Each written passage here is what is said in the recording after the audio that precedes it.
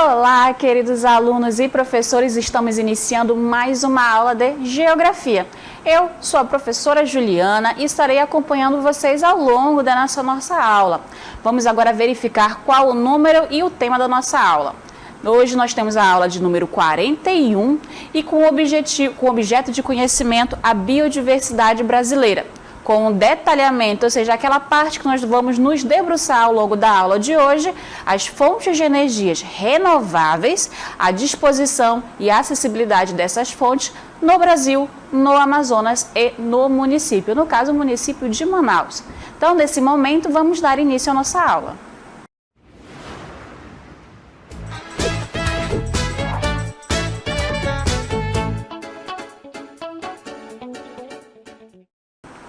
Muito bem, então aqui comigo já tem uma dica para vocês de o que são fontes de energia. Então aqui eu vou ter alguns exemplos como a hidrelétrica, os parques eólicos, eu também vou ter as usinas de biocombustíveis, os painéis solares.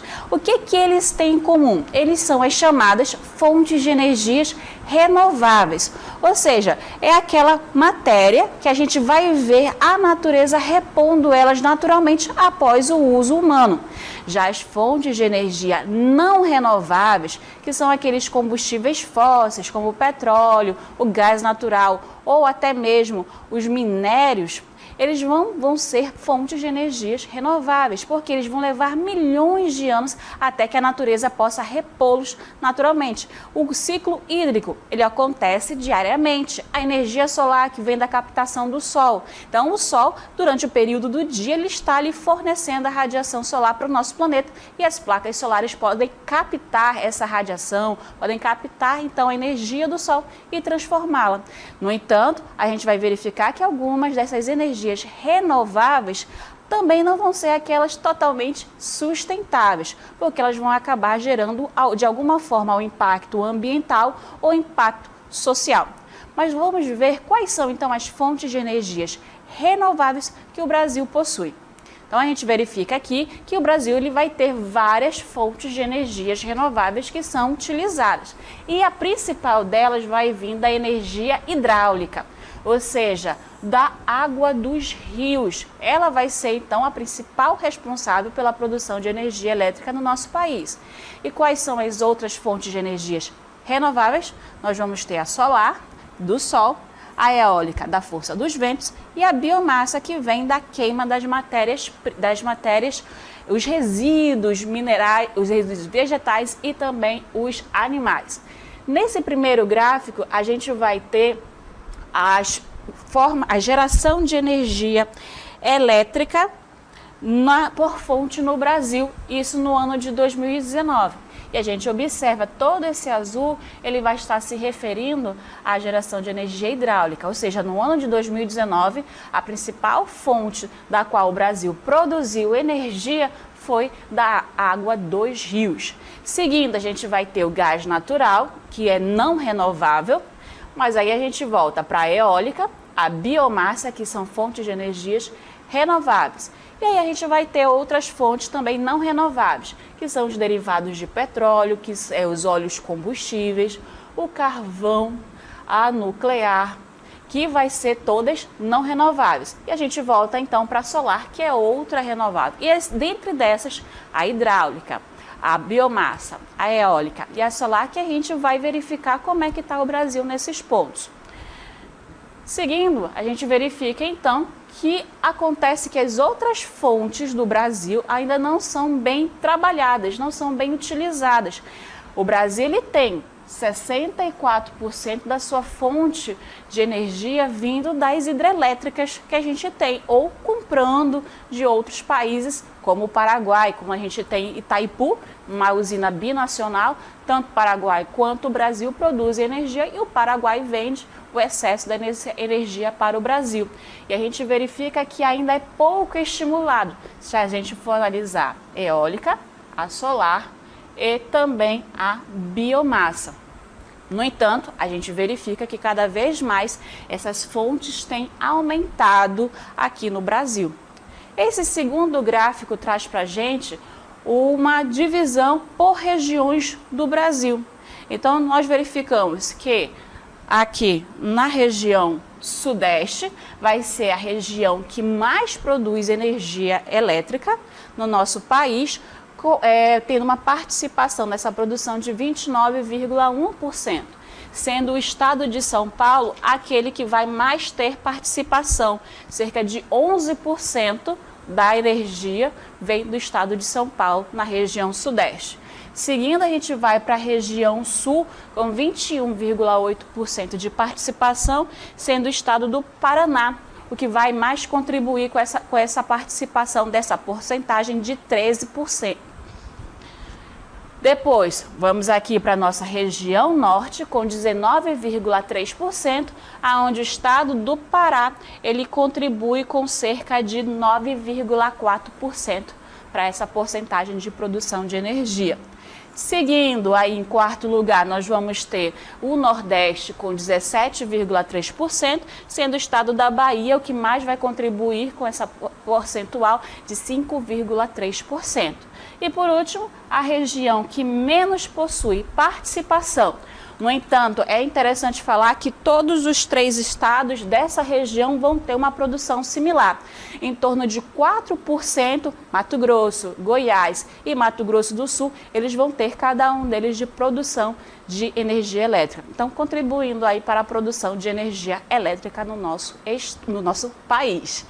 Seguindo, então, nós vamos verificar, então, como está cada uma dessas fontes de energias renováveis que nós temos aqui no nosso país, começando pela energia hidráulica, que vai ser aquela, já diz aí no primeiro ponto, é aquela que é obtida pelo movimento das águas dos rios. Nós temos o Brasil, que é um país riquíssimo em recursos hídricos. Grande parte do Brasil ele possui o relevo planáltico, principalmente a região do sudeste e do sul do Brasil. Então ali vai ser uma região propícia para a instalação de usinas hidrelétricas. Não é à toa que lá em Paraná, que faz parte do sul do Brasil, nós vamos ter a usina de Itaipu instalada, e que é a que mais produz energia aqui no nosso país. Então, é uma energia eficiente, né, para poder produzir a energia elétrica, e ela vai estar disponível em grande quantidade ao longo do nosso país. Então, o nosso país possui uma grande quantidade disponível de água devido aos desníveis do nosso relevo, como eu falei, os planaltos que acontecem no nosso país. Vão ser consideradas áreas favoráveis à construção de hidrelétricas na maior parte do território brasileiro. Seguindo, a gente vai verificar as hidrelétricas do nosso país. A energia hidrelétrica no Brasil, como eu já falei, já adiantando, são áreas planálticas, por isso que nós vamos ter principalmente a água dos rios como principal fonte de energia renovável. No entanto, a gente entra no questionamento dos problemas dos impactos ambientais e sociais. Para que eu possa instalar uma usina hidrelétrica, é necessário que haja então ali um reservatório, haja uma barragem para que essa água do rio seja barrada e aí ela passe por turbinas que ela possa então gerar a energia. Girando a turbina, ela consegue girar o motor que faz com que a bateria faça acumular a energia. Então aí, nessas áreas planálticas, onde tem um desnível, ou seja, de um lugar mais alto para o mais baixo, são possíveis a instalação dessas usinas. Mas se a gente trouxer para a região norte, na região da Amazônia, grande parte da região da Amazônia ou é de planície ou é de depressão. E acaba que é cada vez maior a área que deve ser inundada para que haja a instalação dessas usinas. O que acontece? Uma grande área vai fazer com que ocorra possivelmente a extinção animal, a extinção vegetal e faz com que haja o deslocamento dessas comunidades ribeirinhas para outros lugares. Então acaba que causa impactos ambientais e sociais também. As principais indústrias ou algumas usinas hidrelétricas que a gente possui no nosso país são, começando por Itaipu, que fica localizada no Rio Paraná. Ela é, como eu já falei, uma usina binacional, na qual é dividida o comando dessa usina com o Paraguai e o Brasil. ela possui a sua melhor marca de produção de energia no ano de 2016, aonde ela produziu mais de 103 mil gigawatts de energia.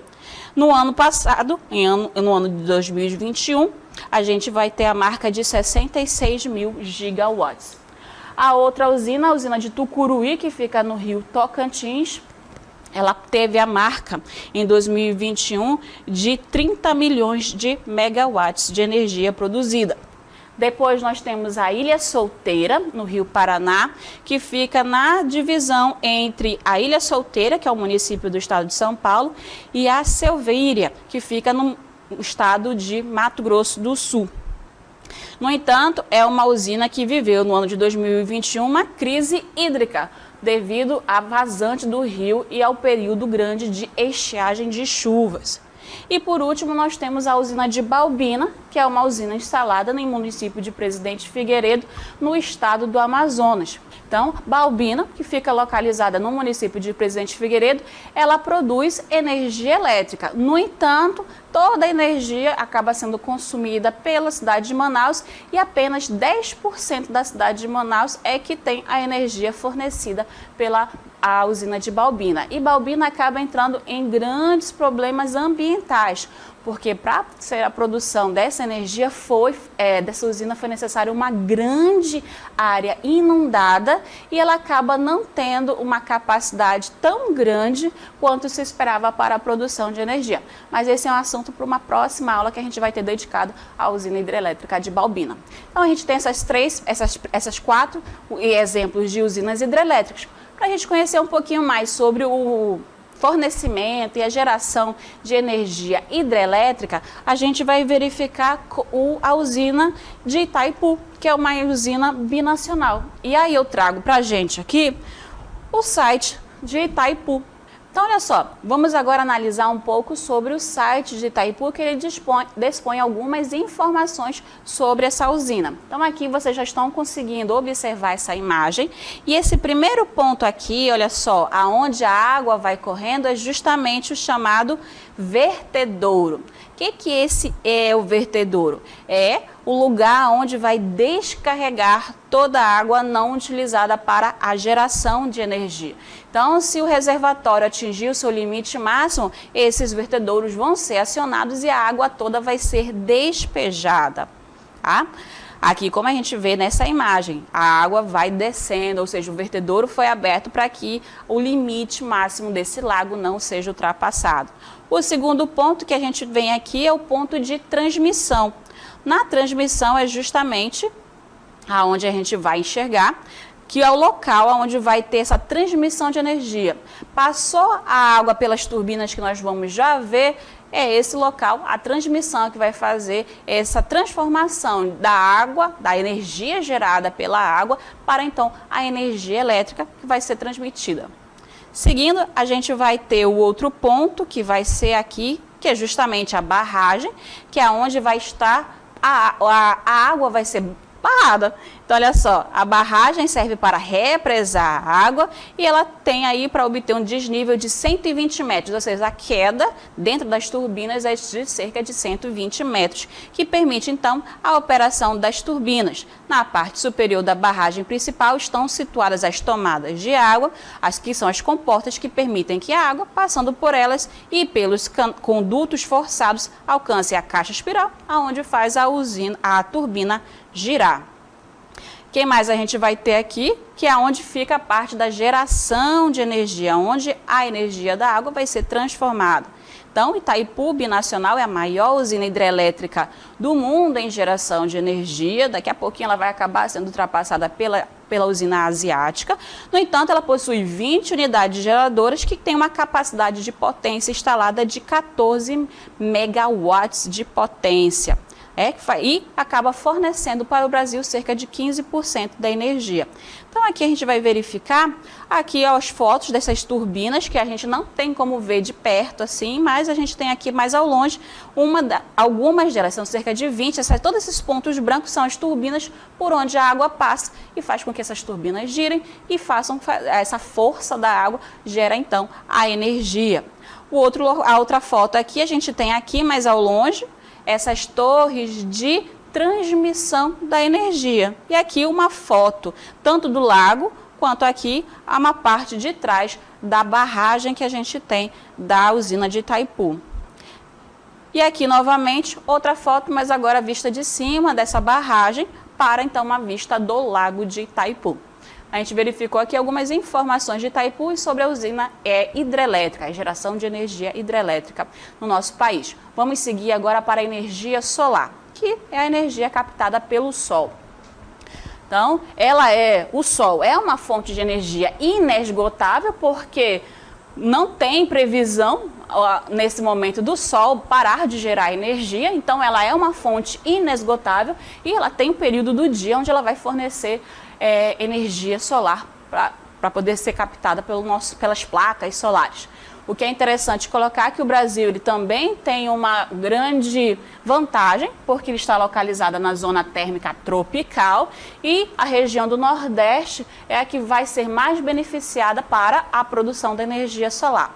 A energia solar ela pode ser utilizada tanto para gerar energia elétrica, quanto também para aquecer a água. E aí, então, fornecer aquecimento para as casas ou até mesmo fornecer água quente para essas residências. Então, quando é para gerar energia elétrica, nós vamos ter as placas fotovoltaicas, ou seja, é preciso ter uma placa especial que recolhe a energia solar e transforma ela em energia elétrica. Quando eu vou falar para poder gerar o aquecimento da água, nesse caso, ou de um outro líquido, são instalados coletores nos telhados da residência que vão fazer com que o sol aqueça essa água. E aí a água vai ser aquecida através de uma série de serpentinas instaladas nos coletores. Para que a gente consiga, então, olha só, a energia solar, ela vai ser considerada intermitente, porque durante o período do dia ela vai estar fornecendo justamente essa radiação solar que pode gerar energia elétrica ou fornecer aquecimento para as casas. Para que fique um pouco mais claro essa ideia, vamos assistir agora um curto vídeo com a professora Cristiane de Química, que vai explicar para a gente um pouco desses detalhes sobre energia solar. Olá, alunos, tudo bem? Eu sou a professora Cristiane Marques, sou professora de Química daqui do CEMEAN. Vou falar aqui com vocês sobre energia solar. O que é energia solar? É a energia que é captada do Sol, a energia luminosa e a energia térmica que é captada do Sol. E essa energia captada, ela é captada através de painéis solares. Então, vou falar para vocês sobre o efeito fotovoltaico. Esse efeito fotovoltaico é necessário ter um painel solar e um inversor de energia. São dois equipamentos muito importantes para o bom funcionamento da energia solar. Então, como é que funciona?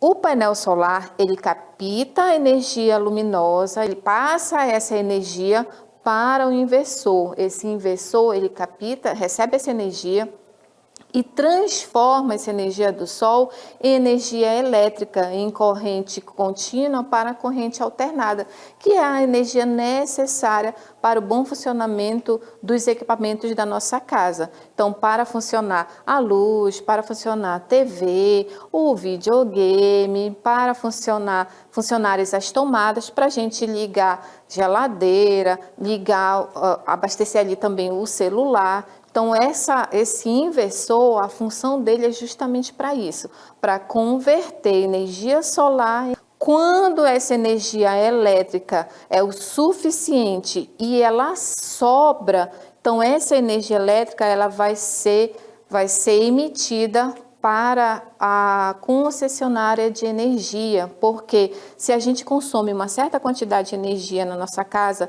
mas a gente absorveu durante o dia muito mais do que o necessário, então para a gente não ficar com esse excesso de energia, ela vai ali como se fosse para o poste de energia. Então ela vai para a concessionária para a gente não ficar com excesso de energia em casa, tá certo? Então vamos lá, seguindo, agora nós vamos verificar que já está aparecendo para vocês a energia eólica.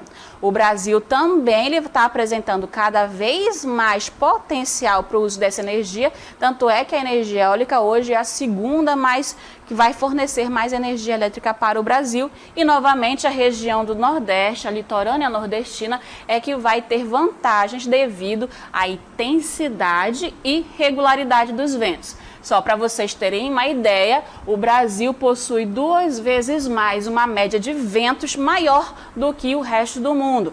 Tá? Uma das vantagens dessa fonte é que ela não vai gerar de nenhuma forma poluição. Então, ela é considerada também sustentável. Como é que acontece? Vamos ser o vento, a força do vento, as massas de ar em movimento, vão fazer com que essas pás, uma espécie de grande ventilador, então as hélices vão girar e esse movimento delas faz com que ela gere eletricidade.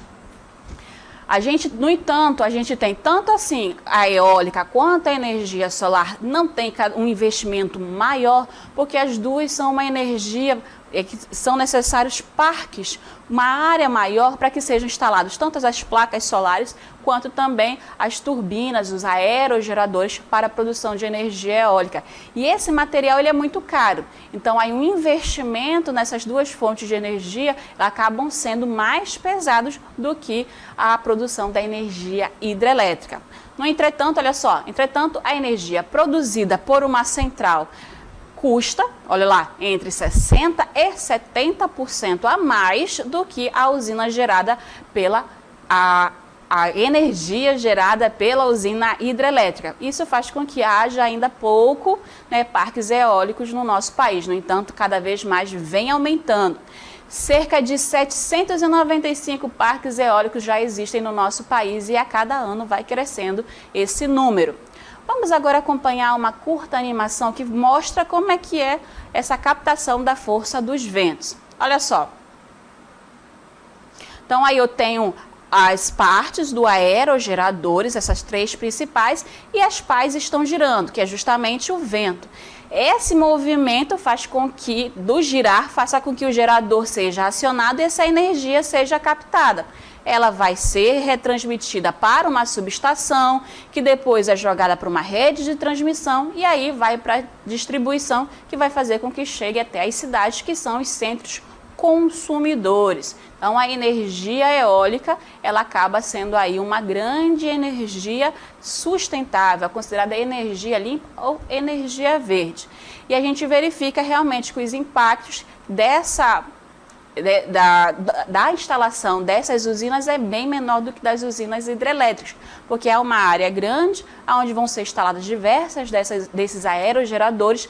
No entanto, alguns ainda dizem que pode gerar impactos à vida animal, à fauna, principalmente às aves, porque aquelas pás podem acertar um grupo de pássaros que está ali passando naquela região dos parques eólicos. Então, aí, para alguns ainda acaba sendo uma fonte de energia que pode gerar algum tipo de impacto, então um baixo impacto ambiental.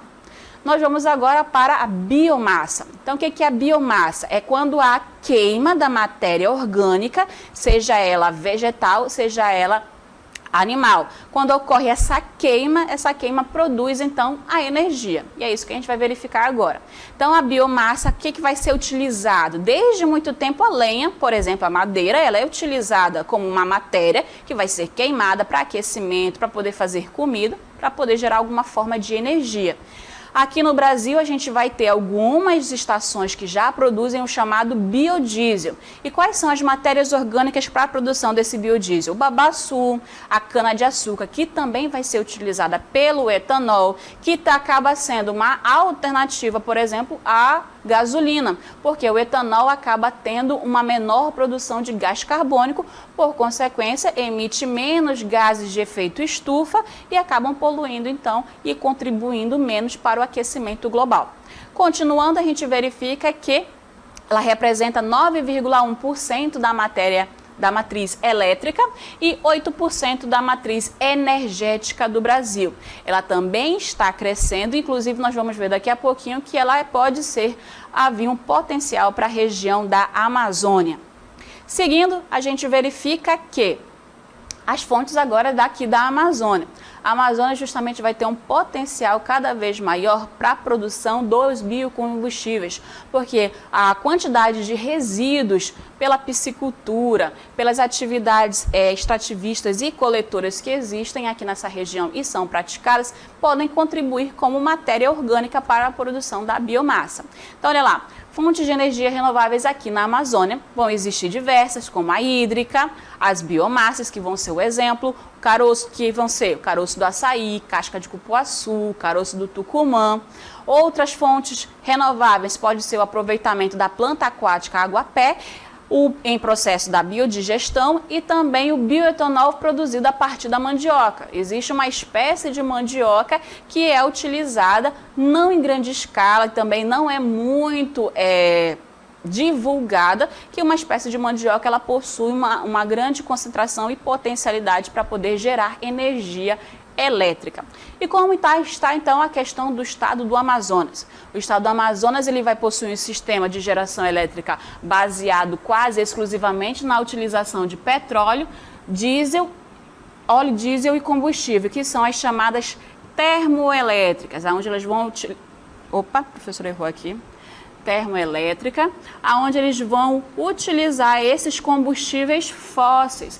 Então, na questão de produção de energia elétrica, ainda o nosso estado do Amazonas acaba produzindo muito mais energia elétrica a partir de fontes não renováveis. No entanto, a gente tem a instalação da usina hidrelétrica de Balbina, por exemplo, que vem sendo a contramão da maior parte da energia utilizada aqui no nosso estado. O estado do Amazonas tem uma potencialidade desde o ano de 2019 na produção de gás natural, onde a gente tem no estado do Amazonas o gasoduto Urucu, Coari e Manaus. Isso fez com que o estado do Amazonas se tornasse um grande produtor dessa energia que vem a partir do gás natural. No entanto, é bom frisar que também ela não é uma fonte de energia renovável. Então, o Amazonas ele poderia tentar colocar outras formas de energia, implementar outras formas de energia renováveis. Quais são as formas de energia renováveis? A hidráulica, a eólica, a maremotriz, que é a da força do mar, a geotérmica, que é o calor que a Terra emana, então vai produzir a energia. Aí o estado do Amazonas, como a gente pode ver, ocupa o 24º lugar nacional em questão de energia solar. E aí a gente sim começa a falar então da produção de energia renovável. A produção energética fotovoltaica, ou seja, aquela para a produção de energia elétrica, apresenta uma grande desvantagem na nossa região. Por quê? Porque nós temos a cobertura da floresta amazônica. Porém, garante produção de energia solar devido à regularidade de luz solar. Então, temos um contra, apesar da cobertura florestal, da floresta amazônica, mas nós temos aqui uma regularidade da luz, ou seja, a intensidade da luz solar que chega à nossa região ela é regular. Ela não tem período do ano que ela é mais intensa e período do ano que ela é menos intensa.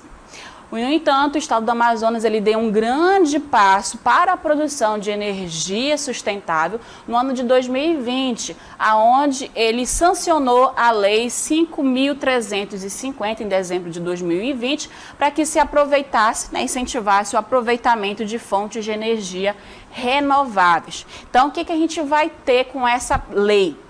O estado do Amazonas, junto com outras secretarias e órgãos, estão buscando elaborar projetos para que eles levem a energia elétrica para outras regiões. Então, por exemplo, as comunidades, as unidades de educação do interior do estado podem vir a, no futuro, serem privilegiadas, beneficiadas justamente com projetos à base dessa lei, aonde ele pretende, no futuro, levar a energia elétrica. Então, aí, de repente, pode se tornar uma fonte, um incentivo para que mais o interior do Amazonas acabe tendo energia elétrica disponível. Porque a maior parte do interior do Amazonas funciona com energia das termoelétricas, ou seja, com a utilização tanto do óleo diesel ou de outros óleos combustíveis para que seja gerado, então, energia elétrica para aquele município ou para aquela comunidade. Para finalizar, então, nós vamos ver agora um estudo que foi feito pelo Instituto Escolhas, no qual nesse relatório, nesse estudo que foi feito, eles analisaram a potencialidade, ou seja, o potencial dos estados da Amazônia para a produção de energia elétrica, no entanto, a partir do biogás. Então, aqui comigo a gente tem aqui a primeira parte desse relatório, desse estudo, que é intitulado Biogás, Energia Limpa para a Amazônia. Então, como eu já adiantei, a Amazônia ela possui muitos produtos, muitas fontes de matérias-primas que elas podem ser reutilizadas, ou seja, os peixes e esses produtos vegetais vão gerar de alguma forma resíduos, ou seja, aquilo que não é aproveitado do peixe, aquilo que não é aproveitado da coleta dos frutos, aquilo que não é aproveitado na extração da madeira e até mesmo os resíduos urbanos orgânicos podem ser utilizados para a geração desse biogás. Então, olha só. Então, vamos lá dar uma olhada nesse estudo. Então, a gente tem aqui algumas introduções e aqui a gente começa a verificar já os dados. Qual é o potencial, então, de biogás para a Amazônia? Traz o potencial pelos resíduos sólidos urbanos, o que sobra da piscicultura e também da mandioca em todos os estados. Se a gente somar todos esses resíduos gerados, que são muitas vezes descartados, a Amazônia poderia gerar 537 milhões de metros cúbicos de biogás. Para que serviria esse biogás? Qual seria a potência de tudo isso? Gerar cerca de 1,1 terawatts de eletricidade. O que se poderia converter na prática? Para poder fornecer energia elétrica para 556 mil residências. E isso iria beneficiar 2,2 milhões de pessoas. Ok? Que mais? Aí aqui a gente tem esse mapa onde a gente vai ter todos os estados da Amazônia e o seu potencial para geração de energia. Então, por exemplo, o estado do Amapá, ele tem aí um potencial de 31 gigawatts, o Pará de 349 gigawatts, o Amazonas de 161 gigawatts, que é um dos estados que vai ter mais potencial também. Seguindo, ele começa a falar então da onde pode vir esse material que vai ser utilizado para esse biogás. Então, 98% vai vir dos resíduos sólidos urbanos, que isso já pode gerar cerca de 528 milhões de metros cúbicos de biogás por ano, e que vai ser suficiente para gerar o quê? Mais de 1 milhão de gigawatts, certo? Que poderia abastecer 547 mil residências, atendendo mais de 2,1 milhão de pessoas. Também utilizando esses 243 lixões, que são aí que a gente tem o conhecimento que existem, mais esses 51 aterros, ou seja, todo esse material descartado pela população urbana pode gerar aí um grande potencial para a produção de biogás e assim atender a necessidade de parte da população da Amazônia. E aí a gente tem alguns dados da piscicultura, que descarta cerca de 160 mil toneladas de peixe.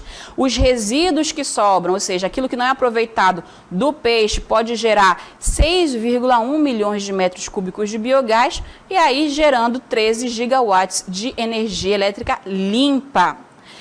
Da farinha da mandioca, ou seja, da produção da nossa farinha, são 500 mil toneladas de farinha produzida em mais de 229 mil casas de farinhas espalhadas por toda a Amazônia. Todos os resíduos da sobra da farinha da mandioca podem produzir 2,7 milhões de metros cúbicos de biogás. Se fosse transformado tudo isso em gás de cozinha, ou seja, em botijões de gás, seriam cerca de 84 mil botijões de gás. E aqui ele vai especificar mais o potencial de cada um dos estados. Então, o potencial para a produção do biogás no Pará é de 31%, do Maranhão de 21%, do Amazonas de 14%, Mato Grosso também 14%, Rondônia um potencial para a produção de biogás de 6%, Tocantins 5% e o Amapá e o Amapá de 3% e o Acre 2%, assim como o estado de Roraima.